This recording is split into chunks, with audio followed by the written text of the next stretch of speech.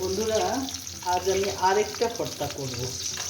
বৈশাখীর ভর্তায় আমার গেল শাক ও বাদাম ভর্তা। এখন করব আমি ইলিশ মাছের মাথা লেজ ভর্তা। এটার জন্য তেলের মধ্যে আমি হলুদ লবণ দিয়ে ইলিশ মাছের লেজ মাথাটা দিয়ে রেখেছিলাম। এখন এটা ভাজা ভাজা মোটামুটি হয়ে গেছে। এখন রসুন দেব। রসুনের পরিমাণটা একটু বেশি দেবো।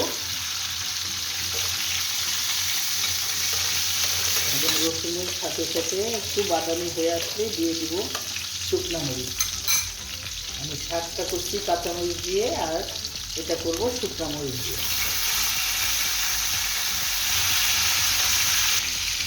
এখন দিয়ে দিব পেঁয়াজ কুচি।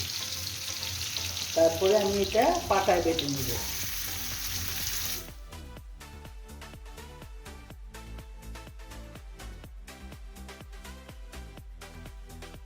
বন্ধ করে দিচ্ছি, চুলা বন্ধ করে দিয়ে ঠান্ডা করলে আমি এটা পাটায় বেটে নেব। এই যে বন্ধুরা দেখো, পাটায় বেটে নিয়েছি। তো তোমাদের আর এটা দেখালাম না, কারণ এত কাটা থাকে, ওই কাটা বাঁচতে বাঁচতে জীবন শেষ, ভিডিওটাও অনেক বেশি বড় হয়ে যেত।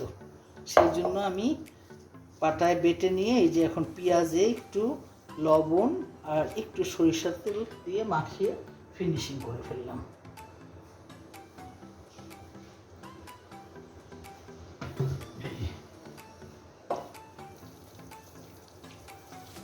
তো হয়ে গেল আমার আজকে 2 ধরনের ভর্তা।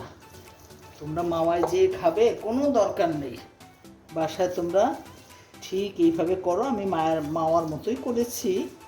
এইভাবে করে খেয়ে দেখো, আমার মনে হয় খারাপ লাগবে না।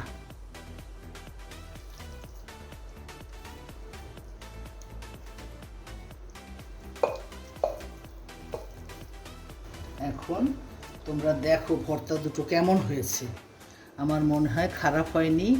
তোমরা এইভাবে ভর্তা করে খেয়ে দেখো। আমার গাছের লেবু পাতা দিয়ে দিলাম, একটা স্মেল আসতেছে সুন্দর। থ্যাংক ইউ বন্ধুরা, আজকে এই পর্যন্তই। আল্লাহ হাফেজ।